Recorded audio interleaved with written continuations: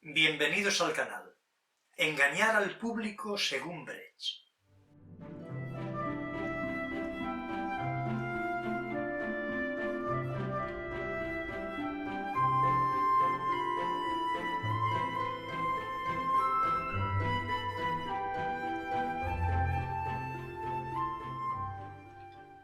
El actor debe realizar otra modificación al comunicar lo que representa. Esta modificación contribuye a hacer el proceso más profano, cotidiano. De la misma manera que el actor no tiene que engañar al público para hacerle creer que no es él, sino el personaje inventado, el que está en el escenario, tampoco tiene que hacerle creer que lo que ocurre en el escenario no se ha ensayado nunca y que ocurre por primera y única vez.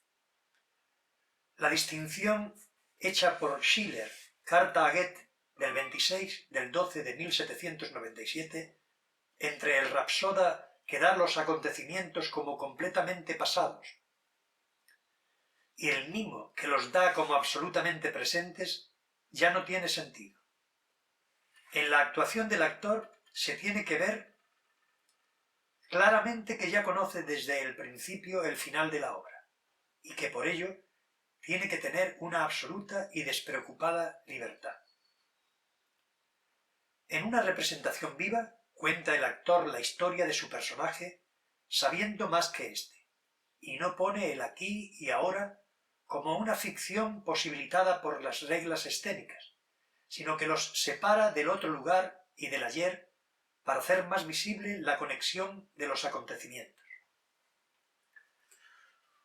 En primer lugar, en este párrafo tendríamos que decir que no hay tal engaño. El actor no engaña al público porque el público sabe a lo que va al teatro. Sabemos perfectamente. Las cartas están siempre encima de la mesa. Por lo tanto, no podemos hablar de engaño. El público va a ver cómo el actor se transforma en la escena. Y ahí no puede haber engaño. En segundo lugar, Brecht nos dice que en una representación viva se cuenta la historia, pero el actor no cuenta la historia. El actor no es un narrador, como bien dice Schiller.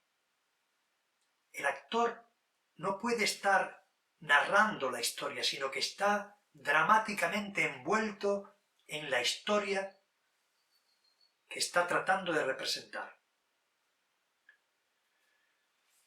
Pero esta historia no podemos olvidar que es una ficción, que no hay tal historia.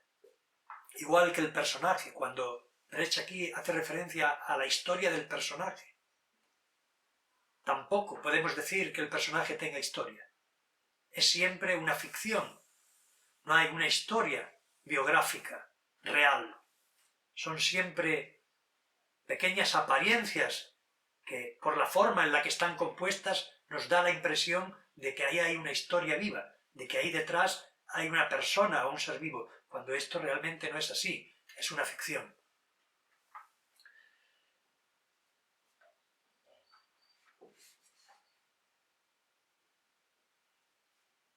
El esquema del personaje, nos dice Brecht, pero lo que repite realmente el actor nos dice que no deben de tener la impresión de que aquello se realiza por primera y única vez, sino que ha sido ensayado.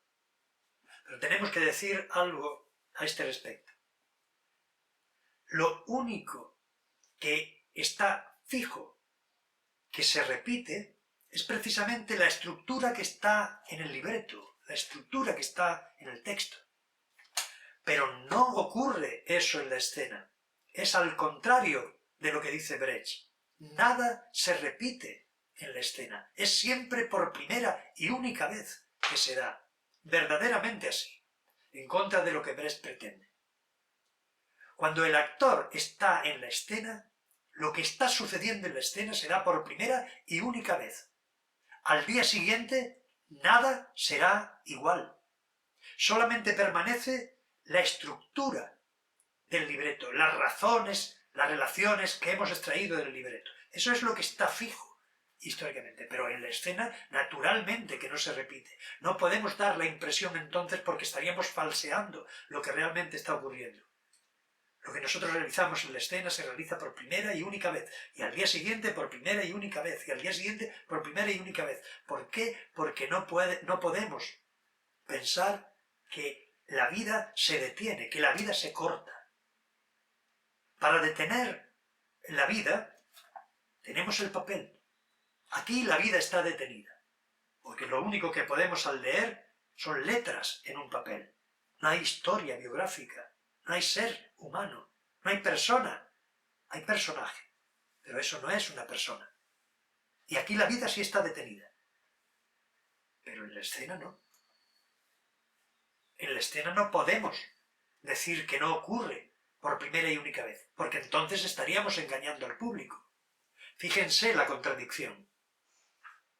Brecht, que pretende que no engañemos al público, nos está llevando por un camino que conduce a la mentira, a mentirle al público sobre esa verdad.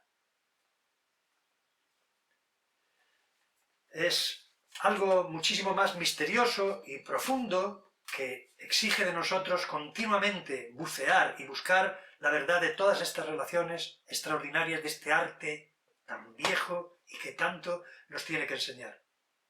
Pero lo que podríamos decir ahora mismo a esa épica que está planteándonos Brecht, a ese distanciamiento, a ese no engañar al público, demostrar que desde la propia institución, desde la propia tradición incluso de la institución dramática, podemos encontrar soluciones racionales, muchísimo más racionales que las que él nos está proponiendo con su técnica. Por eso no podemos equiparar el arte dramático a ninguna demostración ni a ningún mostrar al público, sino que debemos seguir el rumbo que por siglos nos ha llevado este extraordinario arte al que continuamente tenemos que seguir alimentando, descubriendo, investigando y poniendo todo nuestro calor y todo nuestro ardor.